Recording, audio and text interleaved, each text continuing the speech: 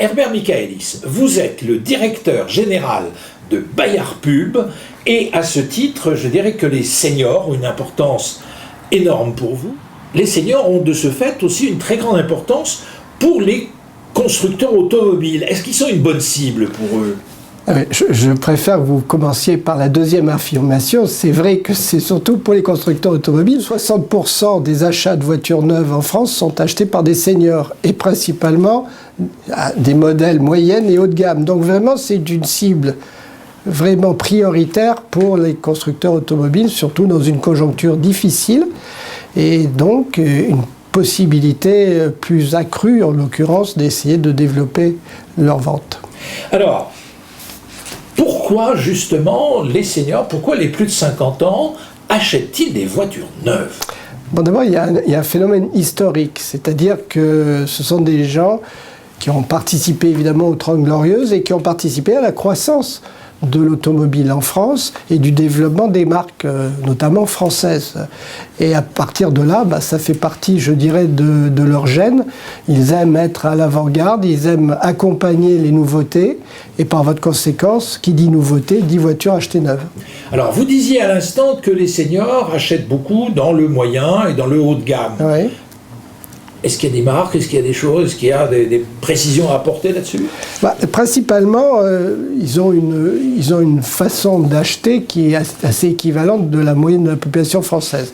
Là où ça change un peu, c'est à la fois effectivement au niveau de la gamme, mais aussi principalement au niveau des options. C'est-à-dire qu'ils adorent les options, et les options qui jouent principalement sur plusieurs ordres. D'abord, le confort, avant tout la sécurité.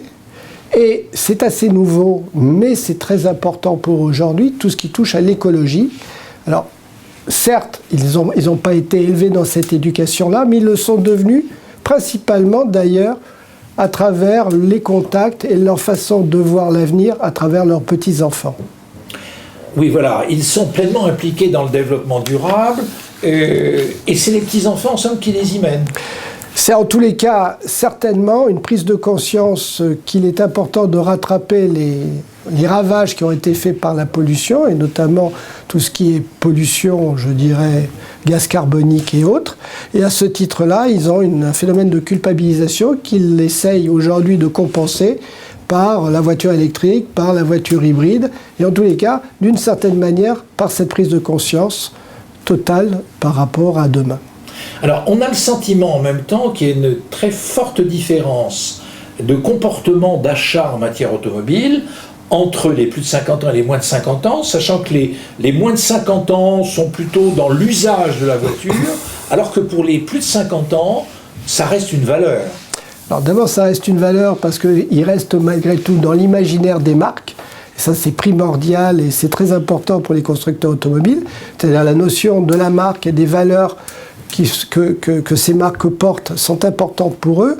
Et puis, il y a un phénomène aussi qui est très important, c'est que cette cible, aujourd'hui, a une façon de consommer la voiture un petit peu différente, qu'elle est moins impliquante dans le quotidien, trajet, évidemment, domicile, lieu de travail, mais beaucoup plus aujourd'hui vers, je dirais, l'évasion. Et en moyenne, ce qui est toujours très intéressant de savoir, c'est qu'un senior sur deux utilise sa voiture pour ses déplacements touristiques et principalement, notamment, pour aller de sa résidence principale à sa résidence secondaire, qui est en moyenne distante de 300 km, ce qui fait quand même des parcours non négligeables lorsqu'on y va plusieurs fois par mois.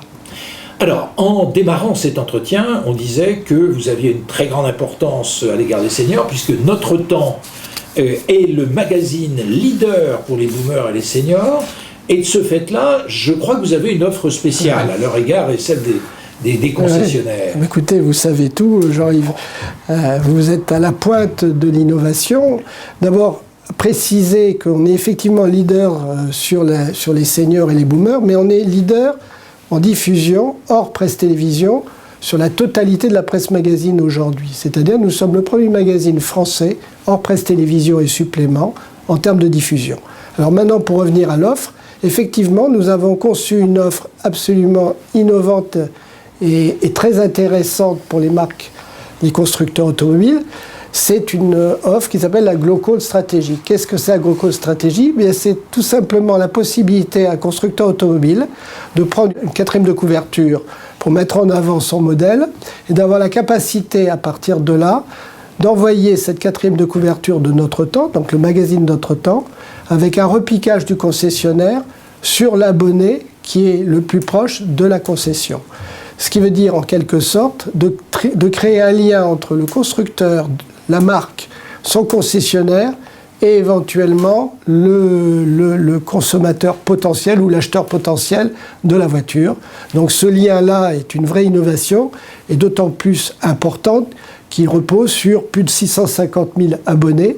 Donc aujourd'hui, chaque abonné de Notre Temps peut recevoir son abonnement à Notre Temps avec la marque automobile et le repiquage du concessionnaire qui est exactement dans la zone de chalandise de cet abonné. Voilà. Donc une stratégie globale et une action locale, mais c'est vous qui êtes au cœur de l'innovation, Herbert Michaelis. Merci. Et pour finir, eh bien, je demande à tous les constructeurs automobiles de venir nous rejoindre sur cette innovation qui permet effectivement d'envoyer cette cible prioritaire de l'automobile vers le point de vente et donc d'une certaine manière d'avoir des clients potentiels à venir en grand nombre sur leur point de vente. Voilà, merci aussi Jean-Yves.